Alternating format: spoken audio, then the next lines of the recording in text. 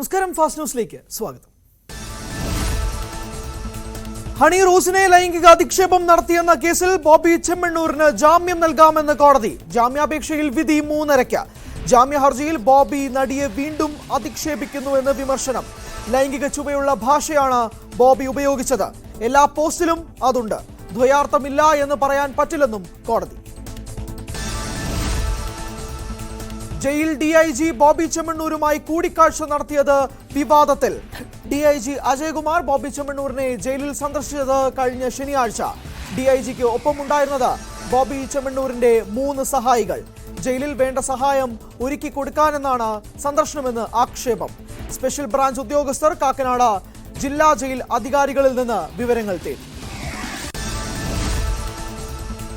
വയനാട് പുൽപ്പള്ളിയിലെ കടുവയെ പിടികൂടാത്തതിൽ നാട്ടുകാരുടെ പ്രതിഷേധം. കടുവയെ മയക്കുവെടിവെച്ച് പിടികൂടുമെന്ന് ഡിഎഫ്ഒയുടെ ഉറപ്പ്. ആടുകളെ നഷ്ടപ്പെട്ടവർക്ക് ഇന്ന് തന്നെ നഷ്ടപരിഹാരം നൽകും. കടുവ വീണ്ടും ആടിനെ കൊന്നു. ഒരാഴ്ചക്കിടെ കടുവ കൊന്നത് 4 വളർത്തുമൃഗങ്ങളെ.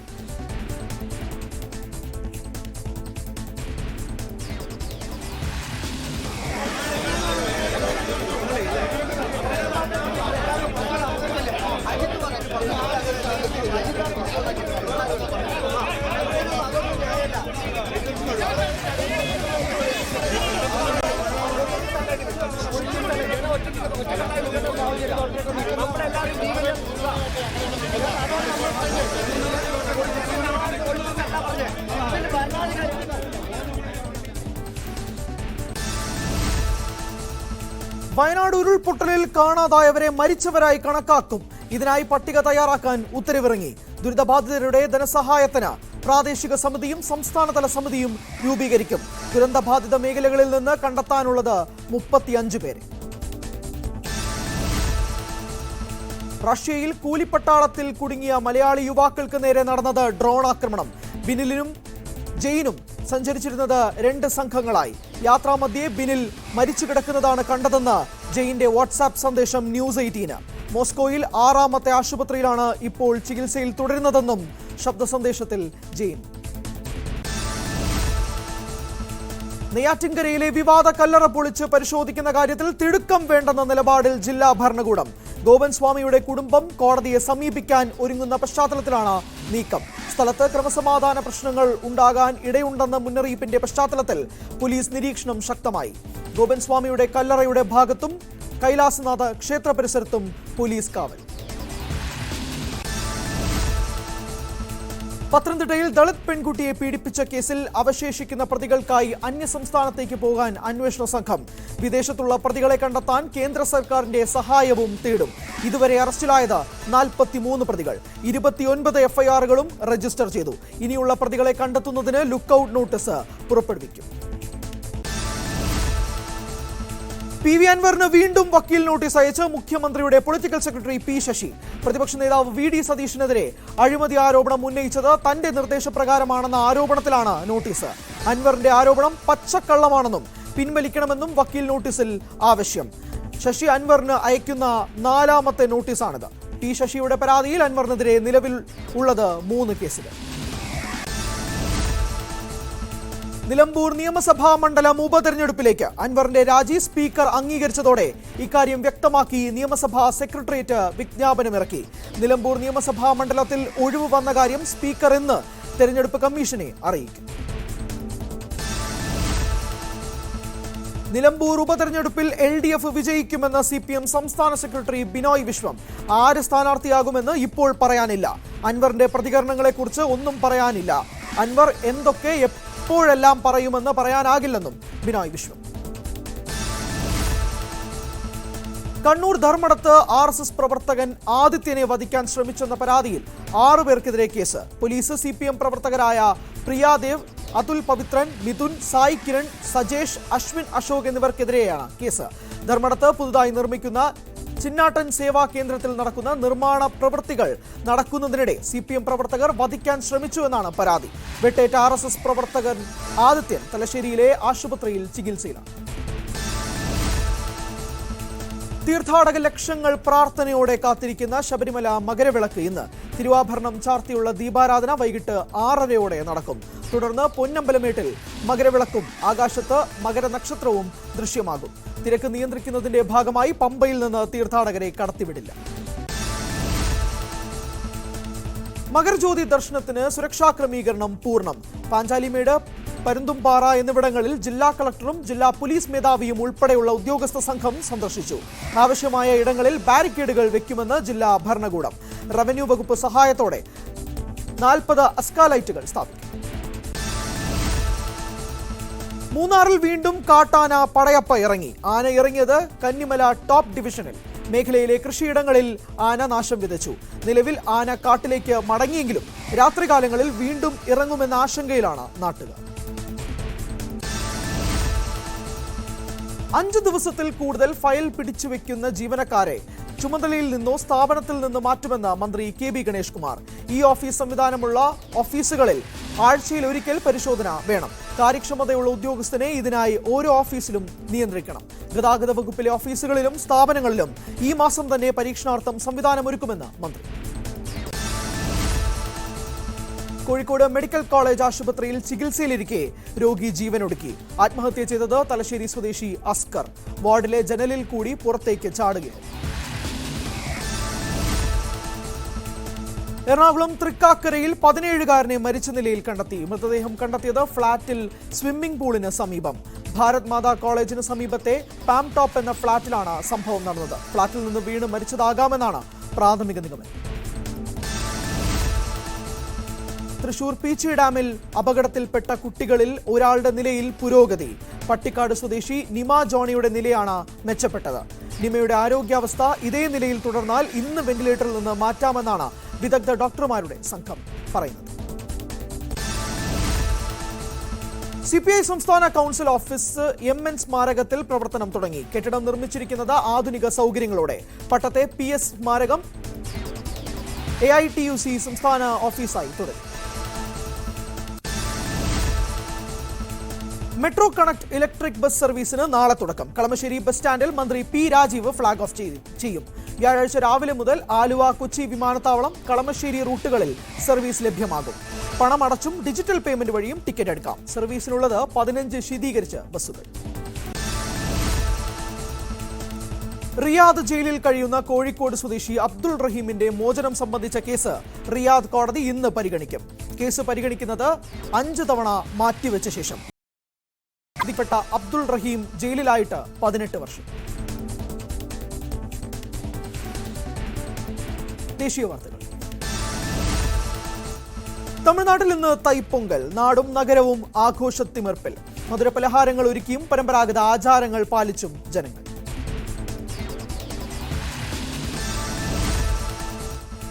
ഭക്തിസാന്ദ്രമായി പ്രയാഗ്രാജ്. മഹാകുംഭമേളയിൽ അമൃത് സ്നാനം തുടരുന്നു.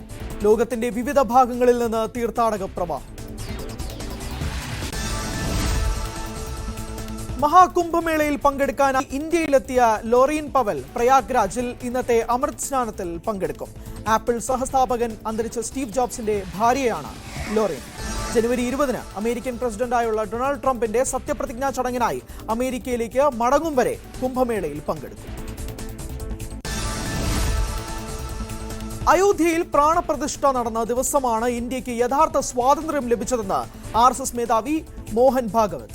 അയോധ്യയിലെ പ്രതിഷ്ഠാദിനം പ്രതിഷ്ഠാ ദ്വാദശിയായി ആഘോഷിക്കണം. നൂറ്റാണ്ടുകളായി ശത്രു ആക്രമണം നേരിട്ട രാജ്യത്തിന്റെ യഥാർത്ഥ സ്വാതന്ത്ര്യം ഈ ദിവസമാണ് നിലവിൽ വന്നത്. രാമക്ഷേത്രം നിർമ്മിച്ചത് ഭാരതത്തെ സ്വയം ഉണർത്താനാണെന്നും മോഹൻ ഭാഗവത്. പ്രതിരോധ മന്ത്രി രാജ്നാഥ് സിംഗ് ജമ്മു കശ്മീരിൽ വെറ്ററൻസ് ഡേ ആഘോഷങ്ങളിൽ പങ്കെടുക്കാനായാണ് സന്ദർശനം. സൈനികരും വിമുക്ത ഭടന്മാരും ചേർന്ന് അദ്ദേഹത്തെ സ്വീകരിച്ചു. ഡൽഹി മുഖ്യമന്ത്രി അതീഷി ഇന്ന് നാമനിർദ്ദേശ പത്രിക സമർപ്പിക്കും. ഇന്നലെ കൽക്കാജി മണ്ഡലത്തിൽ അതീഷിയുടെ റോഡ് ഷോ. കഴിഞ്ഞ തെരഞ്ഞെടുപ്പിൽ 11,000 വോട്ടിന്റെ ഭൂരിപക്ഷത്തിലായിരുന്നു വിജയം. അതീഷിയുടെ ഇത്തവണത്തെ എതിരാളി BJP മുൻ MP രമേശ് ബിദൂരി. ഡൽഹി നിയമസഭാ തെരഞ്ഞെടുപ്പ് പ്രചാരണത്തിൽ അരവിന്ദ് കെജ്രിവാളിനെ കടന്നാക്രമിച്ച് രാഹുൽ ഗാന്ധി. മോദിയെ പോലെ പാലിക്കാൻ കഴിയാത്ത വാഗ്ദാനങ്ങളാണ് അരവിന്ദ് കെജ്രിവാൾ നടത്തുന്നതെന്ന് രാഹുൽ വിമർശിച്ചു. ഡൽഹിയെ അഴിമതി മുക്തമാക്കുമെന്ന് അരവിന്ദ് കെജ്രിവാൾ പറഞ്ഞത് നടപ്പായോ എന്നും ചോദ്യം. രാഹുൽ ഗാന്ധിയുടെ വിമർശനത്തിന് മറുപടിയുമായി അരവിന്ദ് കെജ്രിവാൾ. കോൺഗ്രസിനെ രക്ഷിക്കാനാണ് രാഹുലിന്റെ ശ്രമമെന്നും എന്നാൽ തന്റെ പോരാട്ടം രാജ്യത്തിനു വേണ്ടിയാണെന്നും കെജ്രിവാൾ. തനിക്കെതിരെ രാഹുൽ ഗാന്ധി നടത്തിയ അധിക്ഷേപത്തോട് കൂടുതൽ പ്രതികരിക്കാനില്ലെന്നും കെജ്രിവാൾ. കർണാടക മന്ത്രി ലക്ഷ്മി ഹെബ്ബാൾക്കർക്ക് വാഹനാപകടത്തിൽ പരിക്ക്. ലക്ഷ്മി സഞ്ചരിച്ച കാറ് മരത്തിൽ ഇടിച്ചായിരുന്നു അപകടം. മന്ത്രിയുടെ മുഖത്തിന് പരിക്കേറ്റു. ആരോഗ്യനിലയിൽ ആശങ്ക വേണ്ടെന്ന് ഡോക്ടർ. ഇന്ത്യയുടെ നാഗ്പാർക്ക് 2 ആന്റി ടാങ്ക് ഗൈഡഡ് മിസൈൽ പരീക്ഷണം വിജയമായി. പരീക്ഷണം നടന്നത് പൊഖ്രാൻ ഫയറിംഗ് റേഞ്ചിൽ. നാഗ്പാർക്ക് 2 ഇന്ത്യ തദ്ദേശീയമായി വികസിപ്പിച്ച 3ാം തലമുറ മിസൈൽ.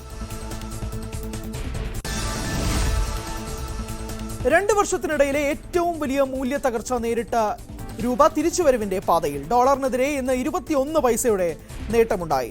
രൂപയുടെ നിലവിലുള്ള മൂല്യം 86.79 രൂപയ്ക്ക് ആണ്. രൂപയ്ക്ക് ഗുണകരമായത് അസംസ്കൃത എണ്ണയുടെ കുതിപ്പിനുണ്ടായ താൽക്കാലിക വിരാമം.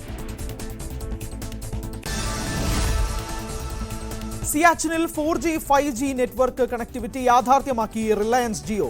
കരസേനയുമായി ചേർന്നാണ് ഈ അഭിമാന നേട്ടം. ഒന്നിലധികം പരിശീലന സെഷനുകൾ, സിസ്റ്റം പ്രീ കോൺഫിഗറേഷൻ, സമഗ്രമായ പരിശോധന എന്നിവ ആർമി സിഗ്നൽമാരുമായി ഏകോപിപ്പിച്ചു. അന്തർദേശീയ വാർത്ത. ഗാസയിൽ വെടിനിർത്തൽ ചർച്ചകളിൽ പുരോഗതി. വെടിനിർത്തലിന്റെ ഭാഗമായി ഹമാസ് ആദ്യഘട്ടത്തിൽ 33 ബന്ദികളെ വിട്ടയച്ചേക്കും. 2023 ഒക്ടോബർ 7 നടന്ന ആക്രമണത്തിൽ ഇസ്രായേലിൽ നിന്ന് പിടികൂടിയ 94 ബന്ദികളെ ഹമാസ് കൈവശം വെച്ചിരിക്കുകയാണെന്നാണ് ഇസ്രായേൽ കരുതുന്നത്. ഇവർ 34 പേർ കൊല്ലപ്പെട്ടിട്ടുണ്ട്. ഇസ്രായേൽ ഹമാസ് വെടിനിർത്തൽ ചർച്ചകളിൽ നിർണായക പുരോഗതി. വരും ദിവസങ്ങൾ അനുകൂല ഫലം ഉണ്ടായേക്കുമെന്ന് പ്രതികരിച്ച് ഇസ്രായേൽ വിദേശകാര്യമന്ത്രിയും ഡെൻമാർക്ക് വിദേശകാര്യമന്ത്രിയും. ഘട്ടം ഘട്ടമായി വെടിനിർത്തൽ നടപ്പാക്കിയേക്കും. ആദ്യഘട്ടം 6 ആഴ്ച വെടിനിർത്തൽ പ്രഖ്യാപിക്കുമെന്ന് റിപ്പോർട്ട്. അമേരിക്കൻ പ്രസിഡന്റ് ബൈഡൻ പ്രഖ്യാപിച്ച വായ്പ എഴുതിത്തള്ളൽ നടപടിക്ക് മികച്ച പ്രതികരണം. വായ്പകൾ എഴുതിത്തള്ളിയ അമേരിക്കക്കാരുടെ എണ്ണം 5 ദശലക്ഷത്തിലധികമായി. 1,50,000-ത്തിലധികം വിദ്യാർത്ഥികളുടെ കൂടി വായ്പകൾ റദ്ദാക്കിയതായി വിദ്യാഭ്യാസ വകുപ്പ് അറിയിച്ചു. തന്റെ ഭരണകൂടത്തിന്റെ വിദേശ നയത്തെ ന്യായീകരിച്ച് American president Joe Biden. American പ്രസിഡന്റായി ഡൊണാൾഡ് ട്രംപ് അധികാരമേൽക്കാൻ ദിവസങ്ങൾ മാത്രം ശേഷിക്കെയാണ് ബൈഡന്റെ പ്രസംഗം. ആഗോളതലത്തിൽ US നേതൃത്വം പുനഃസ്ഥാപിക്കപ്പെട്ടുവെന്നും മനുഷ്യാവകാശം കേന്ദ്രീകരിച്ചുള്ള വിദേശ നയം പിന്തുടർന്നുവെന്നും അദ്ദേഹം അവകാശപ്പെട്ടു. ഗാസയിൽ വെടിനിർത്തൽ ചർച്ചകൾ പുരോഗമിക്കുന്നതിനിടയിലാണ് ബൈഡന്റെ പ്രസംഗം. റഷ്യൻ പ്രധാനമന്ത്രി വ്ളാഡിമിർ പുടിനെ ഉടൻ കാണുമെന്ന് നിയുക്ത അമേരിക്കൻ പ്രസിഡന്റ് ഡൊണാൾഡ് ട്രംപ്. എന്നാൽ കൂടിക്കാഴ്ചയുടെ തീയതി ട്രംപ് പ്രഖ്യാപിച്ചിട്ടില്ല. റഷ്യയും യുക്രൈനും തമ്മിൽ യുദ്ധം തുടങ്ങിയ ശേഷമുള്ള ആദ്യത്തെ കൂടിക്കാഴ്ചയാകുന്നു. ഭരണപക്ഷമായ ലേബർ പാർട്ടിയെ ഇസ്ലാമിസം കാര്യമായി സ്വാധീനിച്ചിട്ടുണ്ടെന്ന ആരോപണവുമായി മുൻ ബ്രിട്ടീഷ് പ്രധാനമന്ത്രി ലിസ് ട്രസ്. രാജ്യത്തെ ലൈംഗികാതിക്രമവുമായി ബന്ധപ്പെട്ട ഗ്രൂമിംഗ് ഗ്യാങ് സംഘങ്ങളെ കീഴ്പ്പെടുത്താൻ കഴിയാത്തത് ഇതിന്റെ ഭാഗമാണെന്നും കൺസർവേറ്റീവ് പാർട്ടി നേതാവ് കൂടിയായ ലിസ് ട്രസ് പറഞ്ഞു. രാജ്യത്തെ മുസ്ലിം സ്വതന്ത്ര MPമാർ ഇസ്ലാമിസ്റ്റുകളാണെന്നും ലിസ് ട്രസ് ആരോപിച്ചു. സമുദ്രാതിർത്തിയിൽ ചൈനയുടെ വലിയ കോസ്റ്റ് ഗാർഡ് കപ്പൽ നങ്കൂരമിട്ടതിൽ പ്രതിഷേധിച്ച് ഫിലിപ്പീൻസ്. മനിലയുടെ എക്സ്ക്ലൂസീവ് മാരിടൈം സോണിൽ ചൈന തങ്ങളുടെ ഏറ്റവും വലിയ കോസ്റ്റ് ഗാർഡ് കപ്പൽ വിന്യസിക്കുന്നത് ഭയാനകമാണെന്നും ദക്ഷിണ ചൈന കടലിലെ തർക്കത്തിൽ മത്സ്യത്തൊഴിലാളികളെ ഭയപ്പെടുത്താൻ ഉദ്ദേശിച്ചാണെന്നും ഫിലിപ്പീൻസ് പ്രതികരിച്ചു. യൂറോപ്യൻ യൂണിയൻ ഇതര ആളുകൾ വാങ്ങുന്ന വീടുകൾക്ക് 100% നികുതി ഏർപ്പെടുത്താൻ സ്പെയിൻ. രാജ്യം നേരിടുന്ന ഭവന അടിയന്തരാവസ്ഥ നേരിടാൻ ഈ നടപടി ആവശ്യമാണെന്ന് പ്രധാനമന്ത്രി പെഡ്രോ സാഞ്ചസ്. 2023 യൂറോപ്യൻ യൂണിയൻ ഇതര താമസക്കാർ രാജ്യത്ത് 27,000 വസ്തുവകകൾ വാങ്ങിയെന്നും മാഡ്രിഡിൽ നടന്ന എക്കണോമിക് ഫോറത്തിൽ സ്പെയിൻ പ്രധാനമന്ത്രി. ഒന്നിലധികം ഹ്രസ്വദൂര ബാലിസ്റ്റിക് മിസൈൽ വിക്ഷേപിച്ച് ഉത്തര കൊറിയ. രാജ്യത്തിന്റെ കിഴക്കൻ കടൽ തീരത്തേക്ക് ഉത്തര കൊറിയ മിസൈലുകൾ വിക്ഷേപിച്ചതായി ദക്ഷിണ കൊറിയയുടെ സൈനിക വൃത്തങ്ങൾ അറിയിച്ചു. ഉത്തര കൊറിയയുടെ ജജാങ് പ്രവിശ്യയിൽ നിന്ന് രാവിലെ 9:30 വിക്ഷേപണം നടന്നതെന്നും യോൻഹാപ്പ് ന്യൂസ് ഏജൻസി റിപ്പോർട്ട് ചെയ്യുന്നു. ആർടെമിസ് ചാന്ദ്ര ദൗത്യങ്ങളിൽ മണ്ണ് ശേഖരണം എളുപ്പമാകുന്നതിന് പുത്തൻ സാങ്കേതിക വിദ്യ അവതരിപ്പിച്ച നാസ ലൂണാർ പ്ലാനറ്റ് വാക്ക് എന്ന ഉപകരണമാണ് അവതരിപ്പിക്കുന്നത്. ഭാവിയിൽ വിവിധ ഗ്രഹങ്ങളിൽ വേഗതയേറിയതും കാര്യക്ഷമവുമായ സാമ്പിൾ വിശകലനം പുതിയ സാങ്കേതിക വിദ്യയിലൂടെ സാധ്യമാകും. പ്രതിരോധത്തിലും ഖനന വിഭവ പര്യവേക്ഷണത്തിലും യുഎസുമായി സഹകരിച്ച് പ്രവർത്തിക്കാൻ തയ്യാറാണെന്ന് ഗ്രീൻലാൻഡ് പ്രധാനമന്ത്രി ന്യൂട്ട് എഗ്ഡെ. ഗ്രീൻലാൻഡിന്റെ നിയന്ത്രണം ഏറ്റെടുക്കുന്നത് സംബന്ധിച്ച് ട്രംപ് താൽപര്യം പ്രകടിപ്പിച്ചതിന് തുടർച്ചയായാണ് ന്യൂട്ട് എഗ്ഡെയുടെ പ്രതികരണം. ദക്ഷിണാഫ്രിക്കയുടെ സ്വർണ്ണ ഖനിയിൽ കുടുങ്ങിയ ഖനി തൊഴിലാളികളെ രക്ഷിക്കാനുള്ള ഓപ്പറേഷൻ തുടരുന്നു. ഉപേക്ഷിക്കപ്പെട്ട ഖനിയിൽ 400-ലധികം പേർ കുടുങ്ങിക്കിടക്കുന്നതായാണ് റിപ്പോർട്ട്. അനധികൃത ഖനി തൊഴിലാളികളിൽ 100-ലധികം പേർ മരിച്ചതായും റിപ്പോർട്ടുകളുണ്ട്. ജോഹന്നാസ്ബർഗിൽ നിന്ന് 140 കിലോമീറ്റർ അകലെ സ്റ്റിൽഫോൺസ്റ്റെയിലാണ് ഖനി. കായികം. ഓസ്ട്രേലിയൻ ഓപ്പണിൽ ബൊപ്പണ്ണ സഖ്യത്തിന് ഞെട്ടിക്കുന്ന തോൽവി. ഡബിൾസിൽ റോഹൻ ബൊപ്പണ്ണ, നിക്കോളാസ് ബരിയന്റോസ് സഖ്യം പുറത്ത്. പരാജയം സ്പെയിൻ താരങ്ങളായ പെഡ്രോ മാർട്ടിനസ്, ജാമി മുനർ സഖ്യത്തോട്. സ്കോർ 7-5, 7-6. ദേശീയ സീനിയർ വോളിബോൾ കിരീടം കേരളത്തിന്. ഫൈനലിൽ സർവീസസിനെതിരെ തകർപ്പൻ ജയം. 8 വർഷത്തെ കാത്തിരിപ്പിനൊടുവിൽ കേരളം നേടിയത് 7ാം വോളിബോൾ കിരീടം. വനിതാ വിഭാഗത്തിൽ റെയിൽവേസിനോട് പരാജയപ്പെട്ട് കേരളം റണ്ണറപ്പായി.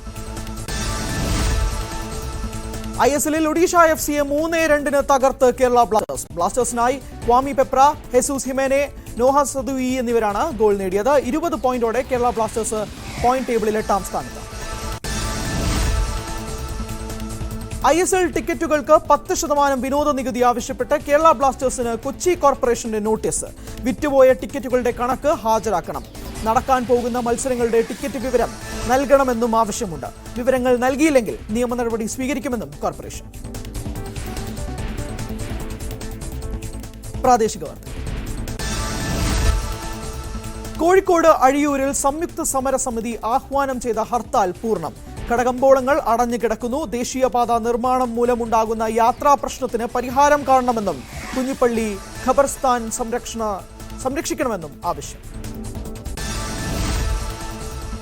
UDF മലയോര പ്രചരണ യാത്ര 28-ന് ആരംഭിക്കും. മാനന്തവാടി, ബത്തേരി, മേപ്പാടി, കോടഞ്ചേരി എന്നിവിടങ്ങളിൽ പര്യടനം നടത്തും. പ്രതിപക്ഷ നേതാവ് VD സതീശൻ നയിക്കും.